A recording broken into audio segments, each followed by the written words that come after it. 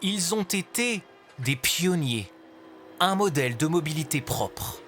À Pau, les bus à hydrogène vont pourtant être retirés de la circulation. Un crève-cœur pour ses usagers. Il ne faut pas les enlever, c'est super bien pour la population et pour le bien de l'environnement. Je vis en centre-ville et en termes de bruit, on ne les entend pas, ces bus. Donc je pense que c'est aussi un point positif pour les habitants de Pau. Selon la nouvelle majorité de l'agglomération, ce système est un fiasco.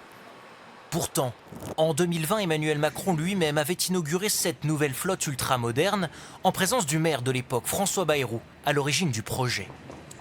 Ces bus ont coûté 13 millions d'euros.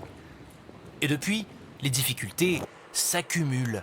Des pannes récurrentes de la station de recharge obligent à acheter de l'hydrogène produit ailleurs en France et transporté par camion.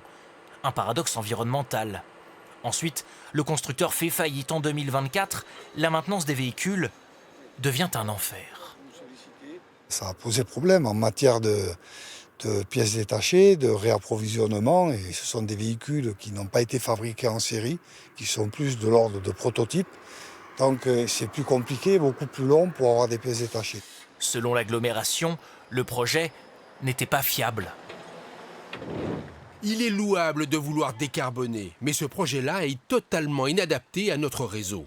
François Bayrou, l'ancien maire, rejette ces accusations. C'est une folie absolue. Ces bus-là ont transporté 14 millions de personnes et fait 2 millions de kilomètres en 6 ans. Et ils marchent parfaitement. Et on veut démolir ça ? À Pau, ces bus à hydrogène seront bientôt remplacés par des modèles électriques et hybrides.